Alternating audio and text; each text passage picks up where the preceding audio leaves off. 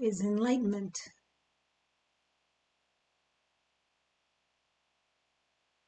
I want to talk about it from a few different points of view, traditional and otherwise. I think the image of an old monk who lives in a cave in the Himalayas, who's very mysterious and unique, and people travel for days to come and sit at his feet and are given wisdom. We have that old kind of Buddhist story.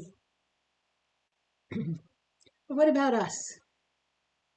Here we are, lay people in the United States in the 21st century. Maybe we have jobs, maybe we have children, responsibilities. Most of us are householders. So speaking for myself, and probably for many of you, I love the Dharma, and I take it as a way of life. But I also want to study things. I want to pursue writing and painting. Maybe you have art forms that you want to pursue. I have dear friends. I have a rich life with friends who I enjoy. I like to travel. I want to see the world. I'm a lay person.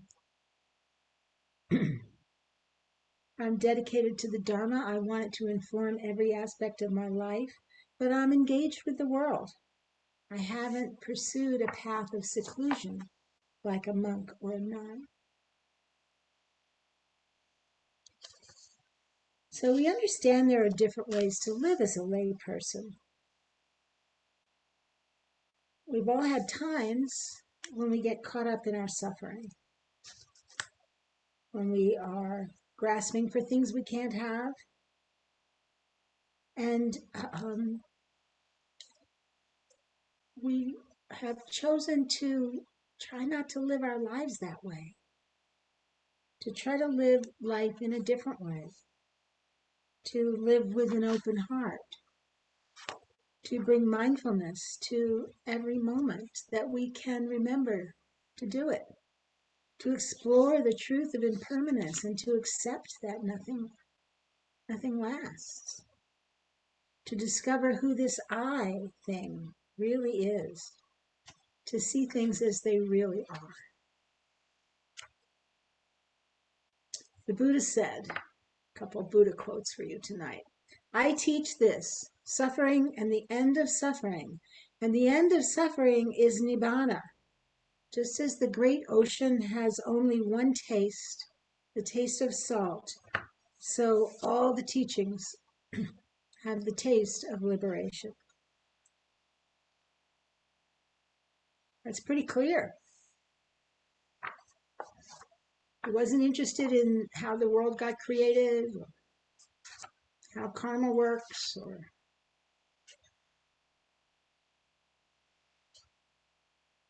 what's the mind of a Buddha like. He discouraged us from looking at those kind of imponderables.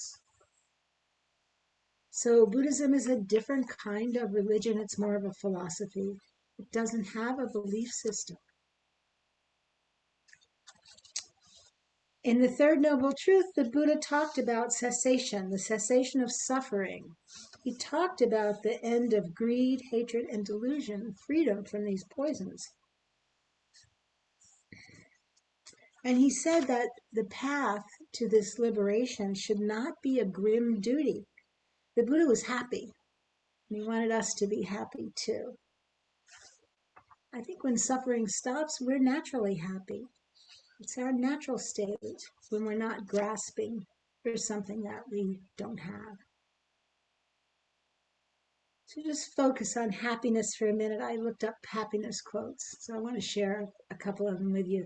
Guillaume Apollinaire wrote, "Now and then, it's good to pause in our pursuit of happiness and just be happy."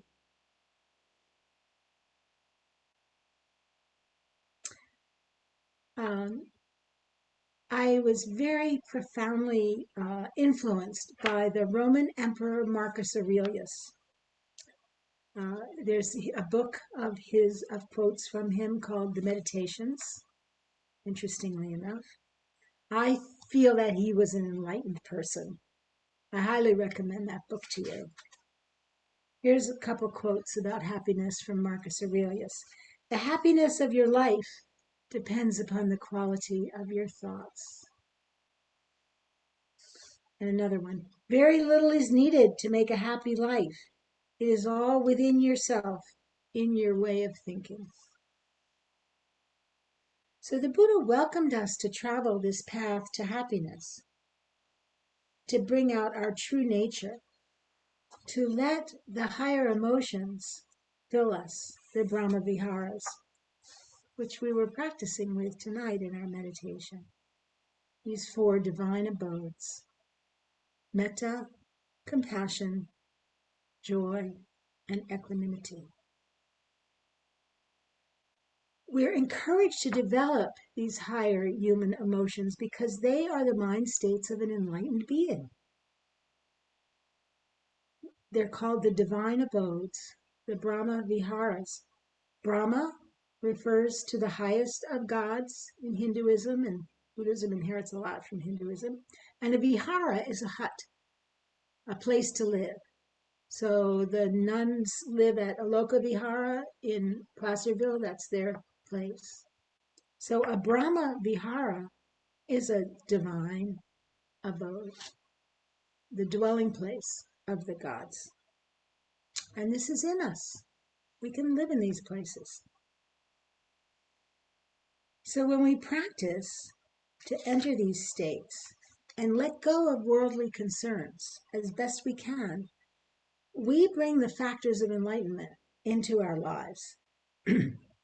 The guided meditation that we did tonight was something that I learned from Analayo, a monk who led us on retreat one time and had us bring this feeling of metta, not for anyone in particular, although it kind of helps jumpstart it to begin with yourself, but for everyone, for all beings, and expanding that out to all 6 directions. I think it's a wonderful way to practice. I hope you liked it and that it was helpful. And you'll have time to, maybe we can discuss things later. I'd like to hear from you. So yes, I can sit and meditate and send metta in the 6 directions, and then I can get up the next day and have some ill will towards somebody. How come? How come it doesn't last and pervade my every moment? Because it doesn't. I go in and out of good states. Does an enlightened person stay there all the time? Let's talk about that.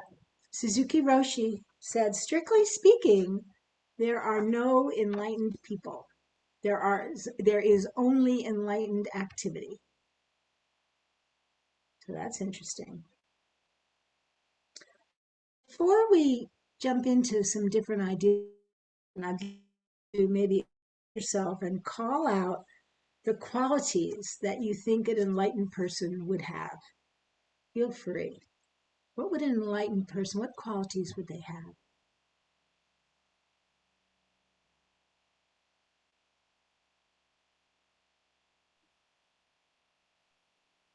Maybe thoughtful. Thoughtful, Curious. curious, Love, compassion, and wisdom. love, compassion, and wisdom. Yes. Generosity. Oh, generosity. Absolutely. Acceptance. Acceptance. Kindness. Kindness. Joyous effort. Joyous effort. Sense of humor. Humor. That's a pretty great list. I wrote it all down. Thank you. In Sanskrit, we have this word nirvana, in Pali, nibbana. The languages are so close. Nibbana actually translates and means coolness. So it refers to cooling the fires of greed, hatred, and delusion. Cooling those reactive emotions that fly up so quickly and get us in trouble. Probably you know what I mean. Desire, passion, wanting, ill will, fear, these hot things that rise up. So it's in this coolness of letting go. I think these emotions like greed, the emotions of greed, hatred, and delusion are hot. They're like an addiction. We got to have it. I'll never miss a chance to expound the Mary Helen Fein theory of minimum daily negativity requirements. This is not Buddhism. Warning, this is not Buddhism. But I kind of think that we each have a minimum daily negativity requirement. And we're going to get that minimum daily negativity amount every day, one way or another. And as we practice and as we spend more time in the Brahma Viharas, our minimum daily requirement goes down and our happiness goes up. So I really like looking at it that way. It's been helpful to me. As we practice, we kind of let go of our armoring and we become so much less reactive. We cool off. Ajahn Buddhadasa was a great Thai teacher in the 1930s. I don't know if any of you know Santikaro, but he's been around here. I think he's up at Cloud Mountain now. He was a student of Ajahn Buddhadasa. He's at Cloud Mountain now. And Ajahn Buddhadasa said that a negative emotion is like a piece of charcoal. At first, it is white hot with passions. And then the fire goes out and we become a little bit aware. But it's still too hot to handle. We have to wait a little bit longer before it's cool enough to touch, until we can really bring awareness to it and see the full picture of what we're doing, our true motivation. This gradual process of letting things cool off. So I think we all have some natural periods of ease, and we've all had a taste of kind of these beautiful states where everything is cool, where we're in this beautiful sustaining feeling, kind of everyday nirvana, equanimity. Tony Bernhard believes that moments of equanimity are moments of nirvana, being at one with the way things are, having this direct experience of not clinging. I think that's what brings us here on a Monday night, that we've had these moments and we want to know how to incorporate them in our lives, honor them, have more of them. Jack Kornfield wrote a wonderful book that I recommend about people that he believes to be enlightened, people he knows now. It's called After the Ecstasy, the Laundry. Such a great title. He writes, let me quote, "Enlightenment does exist. Unbounded freedom and joy, oneness with the divine. These experiences are more common than you know and not far away from you. But," he says, "they don't last. After the honeymoon comes the marriage. After the election, you got to govern the country. After the ecstasy comes the laundry."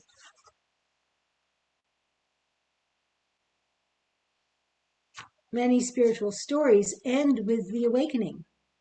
But what happens after that? It's like they lived happily ever after. And they all woke up. Well, what happened then? Did they have kids? Were they good to their children? Did they get impatient? Did they go shopping and buy too much? We don't hear about that. There are some very great teachers today, teachers whom I respect tremendously, such as Bhikkhu Bodhi, who I have been volunteering for him and doing all kinds of work for him almost daily for almost 12 years now. And Bhikkhu Bodhi espouses the traditional view of enlightenment. And I want to go over that with you, just so you're grounded in that as, Buddhists. You know what the 4 stages of the process of enlightenment are. The first stage is called stream enterer. That's why we're mountain stream, right? Because you can step into this stream at any moment. So a stream enterer has seen the Dharma, and they drop their self-view. The next stage is called a non-returner. This person is assured of coming to nirvana and never returning to this world again. But they have some more lives they have to live first. But they are completely free from sensual desire, and they have no ill will, ever. Then comes the once returner. This person only needs one more lifetime to eradicate their very small remaining faults, one of which is vanity. One of the last things to go. Isn't that sad? I thought I could get rid of that sooner. And then the last stage is enlightenment, Brahma, the fully enlightened person, a person with no desires and no suffering. This is the traditional view, and I think it's inspiring, but it always makes me ask, what about this quote from the Buddha? Do not believe in anything simply because you have heard it. Do not believe in anything simply because it is spoken and rumored by many. Do not believe in anything simply because it is found in your religious books. Do not believe in anything merely on the authority of your teachers and elders. Do not believe in traditions because they have been handed down for many generations. But after observation and analysis, when you find that anything agrees with reason and is conducive to the good and benefit of one and all, then accept it and live up to it. So this is very important to me and to many Buddhists. There's no belief system here. We believe what we have verified for ourselves. That's why this is more of a philosophy than a religion. I have not verified enlightenment in the traditional view where suffering goes away forever. I have, however, verified that there are moments of enlightenment. So I'd like to look at that because it's something that we can work with. I'm not saying what's true and what's not true. I'm just saying I've verified this, and you probably have too, that there are these wonderful moments. It seems to me that human beings are never perfect. Life on earth presents us with conflicts. There's always a shadow. When someone claims to be enlightened, you know they're not. Would an enlightened person ever say that? Some of the most destructive spiritual communities have been led by people claiming to be enlightened. Examples, Rajneesh. Jim Jones claimed to be an incarnation of the Buddha. Wikipedia has a list called Buddha claimants, if you want to look at it. It's kind of depressing, but we need to recognize that. Let's return to this idea of enlightened moments. We have a sense of something beyond the everyday, something very important, maybe the most important. We've had tastes we want to explore. And that's what brings me here on a Monday night in the summer of 2021. This freedom that I've experienced from time to time, living in the Brahma Vihars as much as I can. Maybe not enlightenment, but a life that makes sense. The practice has given me a life that is based on kindness and caring. In the Buddhist suttas, we hear about those who awakened while listening to one of the Buddhist talks. The last line is, everybody who heard this talk awakened. And the awakening is immediate, sudden, permanent. Some special experience of truth happens. There's like a shock to the system, and everything changes in a moment. Suddenly everything is revealed and clear. There's beauty and peace and love and calm. It's all beyond words. There's no way to express it on the verbal level because by its very nature, it's more than words can say. So we've all had these moments. Ajahn Buddhadasa said it's these moments that keep us going. We can only survive life because we have periods without greed, hatred, and delusion. When we are cool and we don't have those burning desires and suffering inside us, and that those moments sustain our lives. You can imagine that if greed, hatred, and delusion went on day and night without pause, nobody could stand it. So we get nirvana in moments. We have these peak moments in life. We can never forget them. I can remember them when everything lined up for a moment and I was really at peace. So that's another way to look at nirvana. It comes in moments. We know it for those moments. We have actually experienced it as the Buddha advised. We've verified it. And they are not permanent. Jack Cornfield's stories in After Enlightenment, the Laundry, are of people he has known and who he believed achieved enlightenment, and how their everyday life progressed after that. Did all their problems evaporate? No. They still had struggles and bad moods. But something was permanent. The person was truly changed. I recommend you read this book, and you may very well recognize some of the people in it.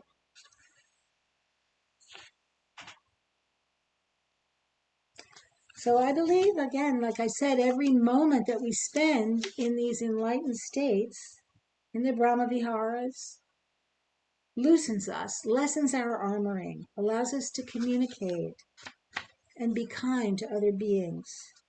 This is never a selfish pursuit because it always takes place in an understanding of the connections between all of us. Each experience verifies that for us. I have a quote from Emily Dickinson. It's short. I'm nobody. Who are you? Are you nobody too?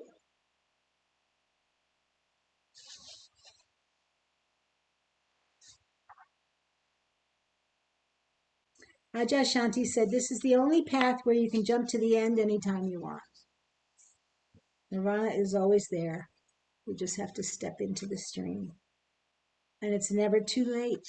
No one is excluded, no matter what their history. John talks about the sage Milarepa, who was a mass murderer before he awakened, and Angulimala, who tried to murder the Buddha. Both of them achieved nirvana. So no one is beyond redemption. It doesn't matter what your life has been. So I'm going to close my talk with the quote at the end of Jack Cornfield's book that I liked. It's a paraphrase. So may your journey lead you home. May you rest in grace, in natural compassion, and heart. May you be happy. May you find freedom and joy. May your love bring benefit to all beings. And in the midst of it all, may you remember to have fun.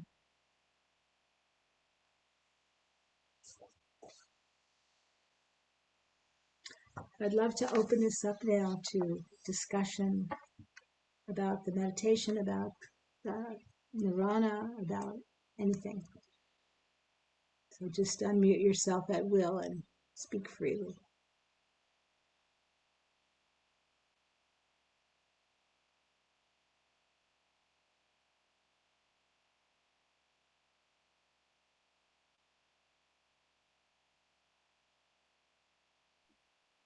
Thank you, Mary Helen. This is Jen. I think the idea of recognizing and appreciating moments of nirvana is really helpful. Yeah, and I just hadn't really, I must have missed Tony Bernhard's version of that, because I don't feel like I'd really had that as a kind of a visual in my head. So I find that really familiar and helpful. Great. Thank you. I'm so glad.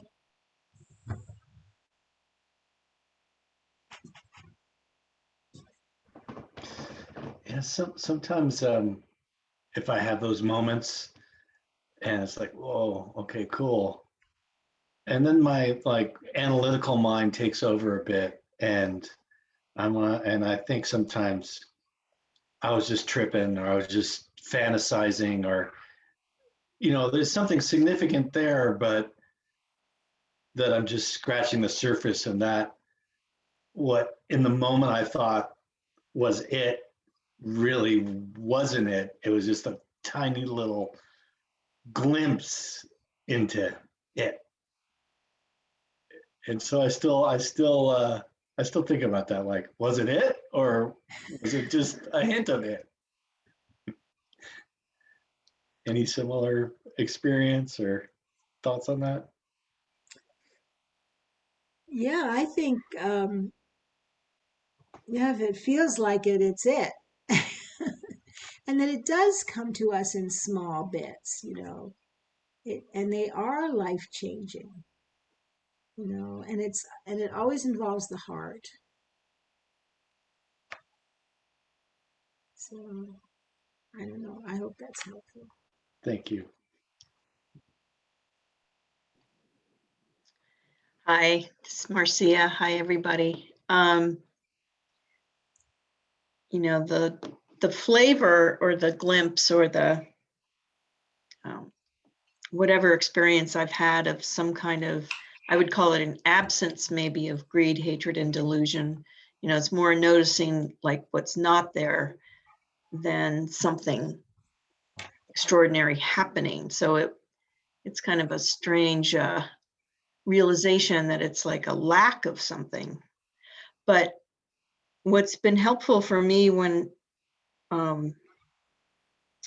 there's any kind of experience that seems somehow, what's the word, that I wonder about, or that I want to verify in myself, like what Robert's saying, did this happen, or is this just me imagining something happening? Because I can fantasize and I can, kind of create some kind of idea about something inside myself. So it's been really helpful to have a teacher or even spiritual friends, who are practitioners, to talk about it with, and kind of get a sense, to articulate like we are tonight. To articulate these things is very helpful to do in a group or with other people, or especially with a teacher who kind of knows your practice or understands you.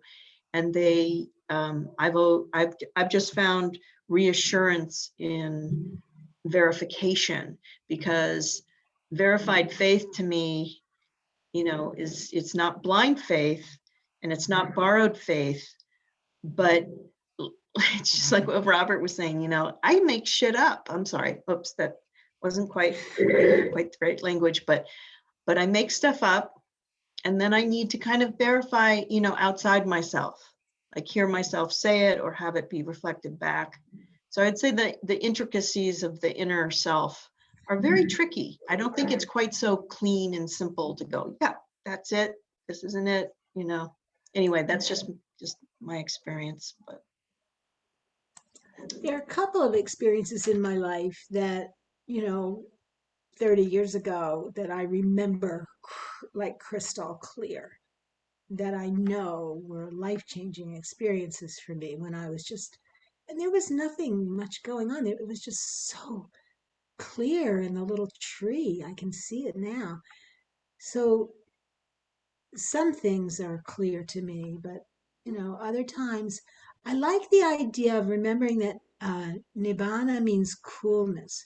And so you were talking about an absence, and I sometimes sense the absence of heat, the absence of all that addictive stuff that I do, or knee jerk stuff. And I even read that it was useful to notice a cool breeze or cool water or cool things that are going by to remind ourselves of that. I thought that was a nice idea. Yeah, thanks for that. And as you're saying, like with the heat, it's like if I have if you know, the lack of reaction to things is a really indication of something different than what's usually going on in the mind. Right. The lack of reaction, which is, Yeah. yeah. Not, I can't believe that's happening. Yeah. I'm just acting out reaction. I like how the end of Jack Cornfield's quote where he said, and remember to have fun. Because to me, fun's the opposite of suffering. So you're already at an advantage point, more at ease. So it's a good, I always think that's a good reminder. That's usually when things are cooled, when there's a lightness going on or joy. Right. And what was the name of the book again? Ecstasy and Laundry? After the ecstasy, the laundry. Okay. Thank you. Yeah, I recommend it. It's Can on you Amazon and everywhere. can you Go ahead, say Robert. can you say like anyone that he mentioned that he thinks is enlightened? I wouldn't dare. He doesn't use names, but Oh, you might read a story about somebody that you've heard somewhere else or something like that. That's what happened to me, and I kind of put some things together. So it's worth no looking at. no spoilers then, huh? No, that would Uh, be wrong. That's almost like claiming to be enlightened, Can't do that.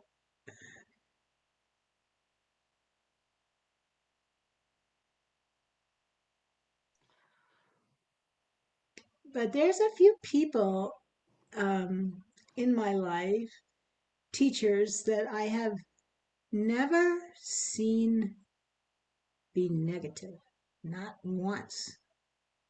And that's amazing. And then I think of Aja Shanti, who I kind of was, his energy really connected with me in the times when I've worked with him, that something so special was happening in the room with him.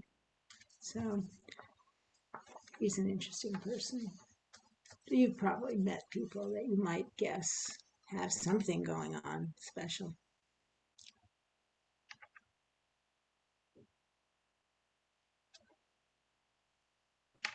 Morning, Helen. It's Gabrielle. Hi. Hi.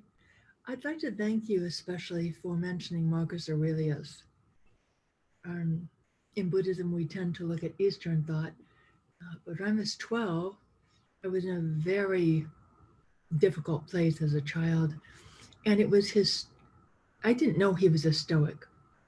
I just saw a certain wisdom that seemed so reassuring to me, even though I was too young to really comprehend the depth of it. And that's what, it was actually him who started me on my spiritual path outside of the doctrine and dogma of Catholicism. And within about 8 years later, I discovered Buddhism. So he was the precursor of my path, and I am so deeply grateful for him. Isn't that amazing? He was the emperor of Rome. And Machiavelli called him the last of the five good emperors. I thought that was interesting. He was a good emperor. Because I think the ones who followed him were not. Little did I know, I had no historical context at all. I simply found it lying on a bench at a bookstop. Wow. It really became a saving anchor for me at that time. Isn't that remarkable that you found it by chance? I'm making air quotes. Or perhaps it found me. Yeah, maybe it found you. So, merci beaucoup. Oh, you're so welcome, Gabrielle. I love to share about Marcus Aurelius because a lot of people don't know about him. Other people that I think might be enlightened include T.S. Eliot, uh, Rainier Maria Rilke, uh, Abraham Lincoln. Uh, anyway, Westerners, all.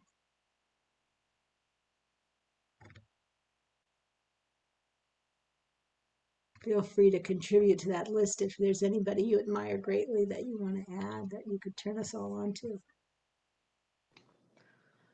Maybe the Dalai Lama.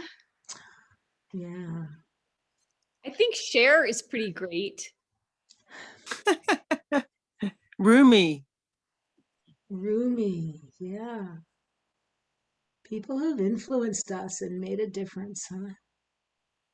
You know, Ram Dass maybe too. Isn't he great? Yeah. In all his different states. Yeah. Yeah. I went to see him before, when he was younger, and his mind was like it's just fabulous, like a fast moving amusement park with 15 attractions going on, and he could link them all together. It was just so great to listen to him. And then after the stroke, he was so calm and he was like so different. It reminded me of a musician I knew, um, who was on the cover of Guitar Magazine. Pat, his name's gone out of my head, but anyway, he was Pat so brilliant. What? Metheny? He Pat played Metheny. No, it isn't Pat Metheny, but anyway, close. And he was so brilliant, and he had such technique. And then he had a stroke, and he had to relearn how to play the guitar. And he came back, and he had this amazing mellow journey that he would take you on. So it was similar.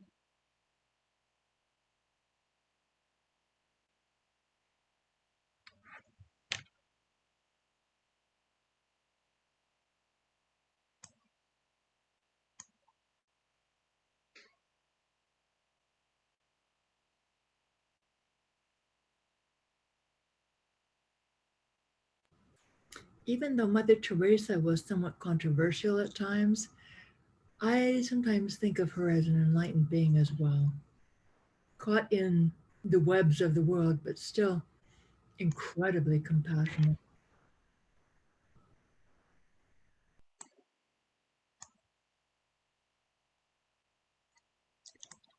Yeah, I it's weird. know. We all think of men, you know. It's like, what about women? What about Joanna Macy or, some contemporary women? Or I don't know.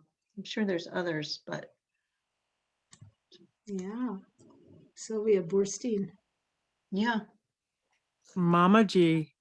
Oh, there's a good one. Yeah. Mhm. Tenzin Palmo. Oh, yes. Tenzin Palmo. Saint Francis. Who? Saint Francis. Saint Francis of Assisi. Hmm. Maybe Temple Grandin.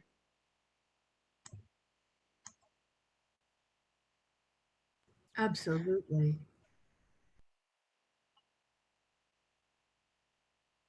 You guys know who Temple Grandin is? She went with Asperger's. Yeah. She had a special understanding of animals. She she could feel them, and she saw how slaughterhouses were organized and all the animals going to their death, and they were terrified. And she redesigned the standard slaughterhouse architecture in a way that was soothing to all the animals. So they would go through the whole process, and even though they were killed at the end, they weren't afraid and they weren't freaked out. And every slaughterhouse in the United States now uses her plan. That's pretty amazing.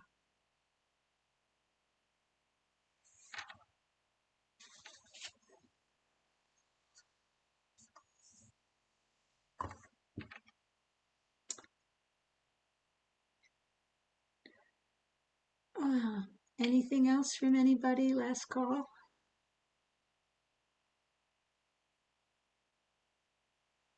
Well, I will lead us in a more quiet and simple metta to close. And then we'll have a few announcements from Jen.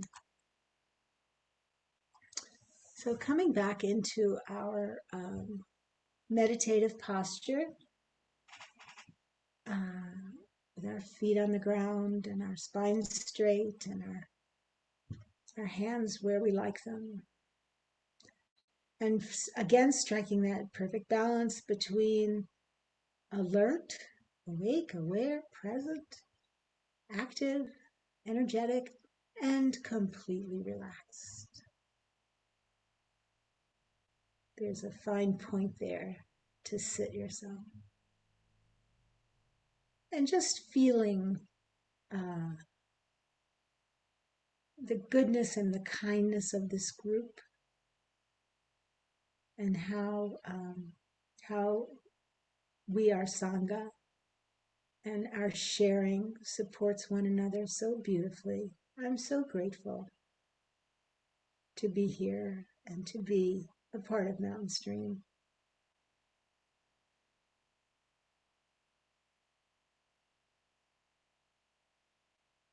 So let's just send metta to one another.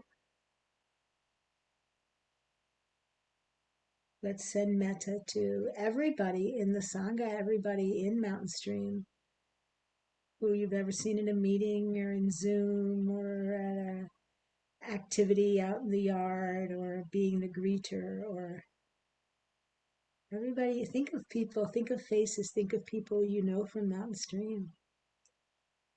And let's send them all metta, our Sangha. And John, and Heather, and Bruce, and all of us.